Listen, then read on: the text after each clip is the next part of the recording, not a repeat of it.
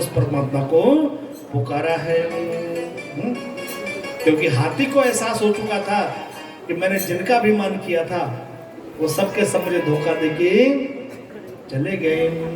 कि देख लिया दुनिया का सारा नजारा, ना हम किसी के न कोई हमारा।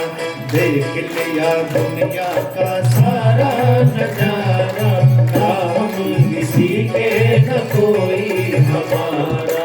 देख लिया दुनिया का सारा नजारा, ना हम किसी के न कोई हमारा।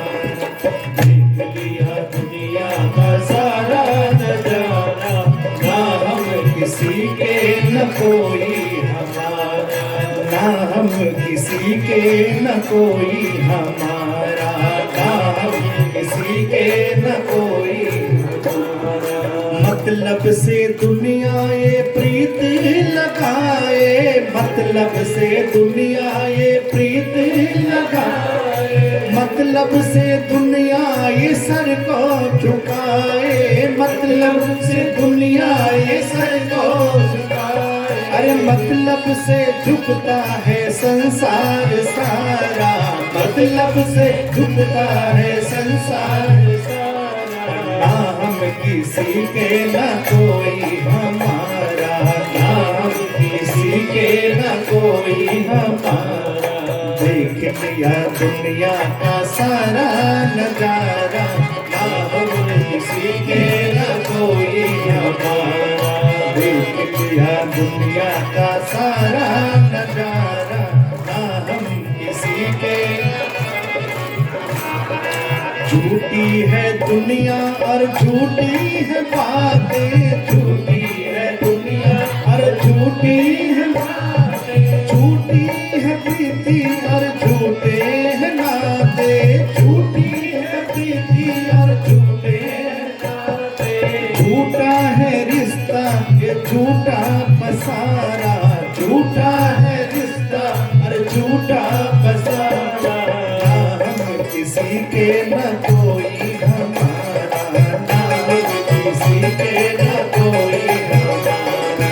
देख लिया दुनिया का सारा नजारा, ना हम किसी के न कोई हमारा। देख लिया दुनिया का सारा नजारा, ना हम किसी के न कोई हमारा। दो दिन के नाते को नाता कहेगा, दो दिन के नाते को नाता कहेगा। दो दिन के साथी को साथी कहेगा, दो दिन के साथी को साथी कहेगा। आखिर को जाना है दुनिया से नारा, आखिर वो जाना है दुनिया से नारा। ना हम किसी के न कोई हमारा, ना हम किसी के न कोई हमारा। देख लिया दुनिया का सारा नजारा, ना हम किसी के न कोई हमारा।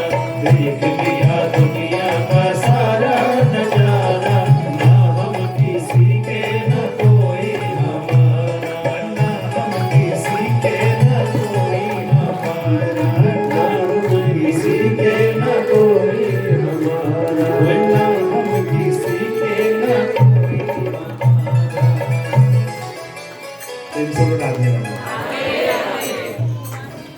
बस यही मुंडी हिलाना कर रहे हो कि देख लिया दुनिया का सारा नजर, ना हम किसी के।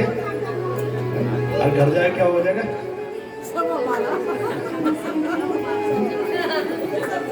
हमारा है। यूं समझो मोटी भाषा। तो हाथी के साथ भी पूरा परिवार सब छोड़ के चला गया।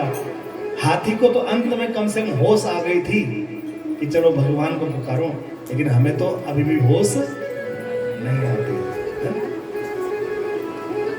तो गज और ग्रह कथा कृष्ण कथा नहीं, हम सब की कथा है। ग्रह का सबसे पहला अटैक पैरों पर होता है ना? पैरों से चलना कम हो जाता है, बाई बढ़ जाती है, फिर डाइजेशन कम हो जाता है। और हमारे साथ भी ऐसे ही होता है। अब समझो कैसे। एक बार एक व्यक्ति यमराज के पास पहुंचा अब जब यमराज के पास पहुंचे, यमराज ने उसे बुला लिया तो शिकायत करने लगा, यमराज महोदय आपने मुझे बुला तो लिया, कम से कम चिट्ठी पत्र देते, मैं आने की तैयारी कर लेता, भागवत सुन लेता, कुछ एक अनुसार थोड़ा धर्म कर्म करा लेता। अरे कम से कम घंटे बजाते, मिस कॉल मार लेते। तो यमराज महोदय ने कहा, बेटा मैंने घंटी बजाई थी लेकिन तूने सब अनसुनी कर दी। पहली घंटी बजी, तेरे बाल सफेद होने शुरू हो गए। आप नोट करना, कभी भी जब भी पहला बाल सफेद हो, कान के पास का सफेद होगा। कौन सा बाल? कान के। आप रामचरितमानस पढ़ो, दशरथ जी शीशा देख रहे, अचानक उन्होंने देखा कान के पास जो बाल है सफेद हो चुका है। अब तो दशरथ जी ने सोचा कि अब तो भैया बाल सफेद होने शुरू हो गया, पुत्र को राज्य दे दो। राम जी के राज्य की तैयारी होने लगी। तो पहली घंटी बजी, उसको अनसुना कर दिया, लिपाई पुताई करा, डाई करा बालों में।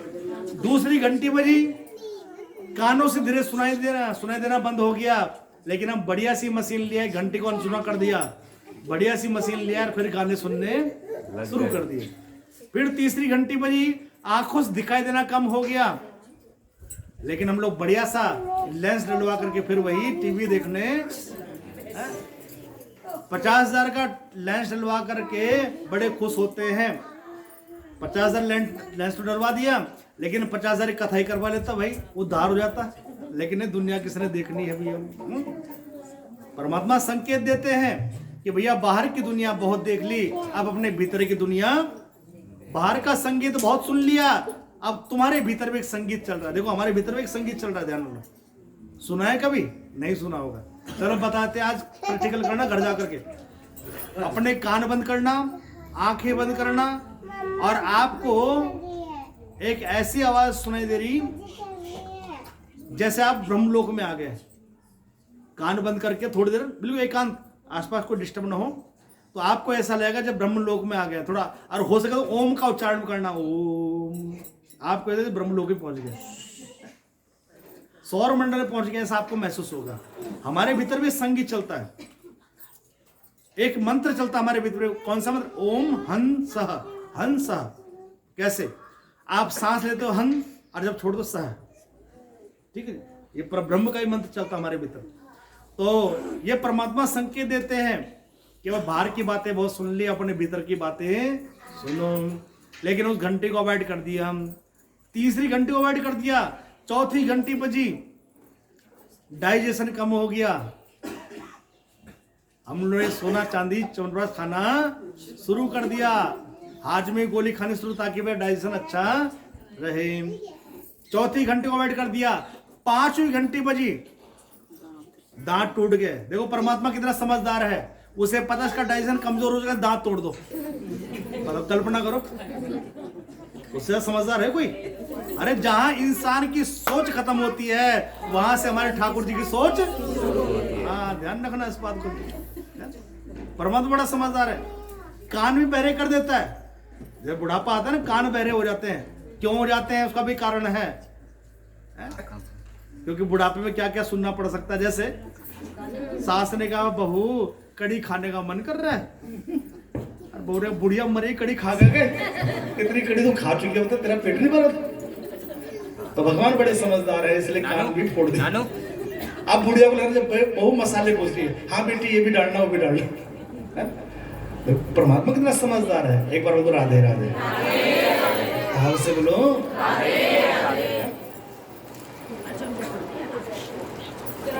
पांचवी घंटी भी उसको अवॉइड कर दिया। छठी घंटी बजी, कमर झुकने लगी, तो हमने क्या किया, बढ़िया बढ़िया च्यवनप्राश खाना शुरू कर दिया। 6 घंटे को अवॉइड कर दिया। एंड में फिर 7वां घंटा ही बजता है, राम नाम सत्य।